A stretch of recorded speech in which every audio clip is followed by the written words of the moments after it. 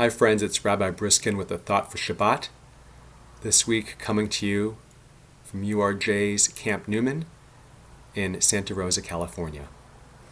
So friends, for all of the uplifting verses of Torah that guide our lives in meaningful ways, we will also find texts that are disturbing. Now, Leviticus chapter 19, for example, commands us to care for the needy and the vulnerable and to love our neighbor as ourselves. These are the uplifting verses that we love. But then we come across verses like those found in this week's double portion of Matot Masei that are quite disturbing. We read a graphic description of a select group of Israelite fighters waging war on their enemy, the Midianites, and killing all of the men, most of the women, capturing children and seizing all of their herd, cattle, and wealth. Now let's be clear.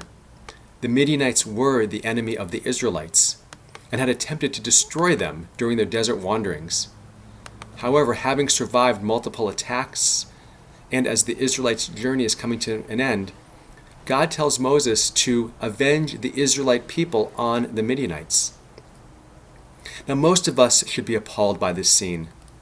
The wanton violence at God's command and recorded in our most sacred text makes us shudder. Sages and scholars are often troubled by texts like this.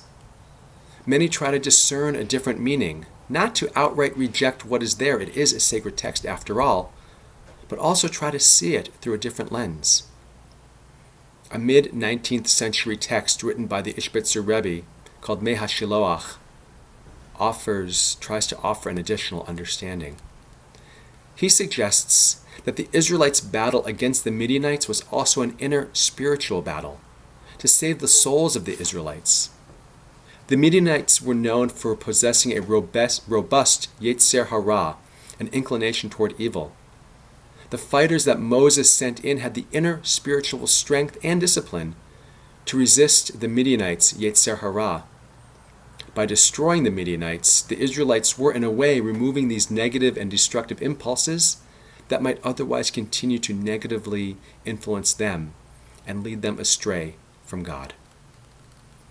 Now, while this understanding doesn't negate the violence of the original text, it does provide an additional understanding that offers some nuance to the text, perhaps. Friends, the Torah contains unsavory episodes, and that is the reality. Thousands of years of commentary provide responses to the texts that may help better explain the original content or may provide a different understanding completely. That is why we continue to turn the text over and over again, why we wrestle with the text and always try to find meaning and purpose even from the most challenging of texts. Torah will always inspire, challenge, sometimes infuriate, but hopefully always guide us.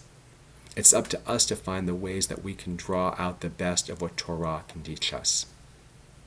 So I wish you a Shabbat Shalom, and join us on Zoom for Shabbat, where I will be broadcasting and leading from Santa Rosa, California, accompanied by Nicole Firestone, who will be leading from her home in Bucks County.